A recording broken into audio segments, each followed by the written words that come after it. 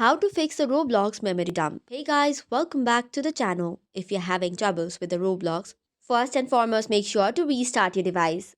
Tap on the Roblox application and relaunch. If you're having troubles with logging in, make sure to refresh the page and log in again. Then after, make sure you have a stable internet connection. Once that is done, close all the background applications and head over to Roblox. Long press the application and go to App Info. Then after tap on Storage and Cache and then clear the storage and the cache. Also make sure to give necessary permissions for the Roblox application to work well. However, if it is a server-side issue, you might have to wait until it gets fixed.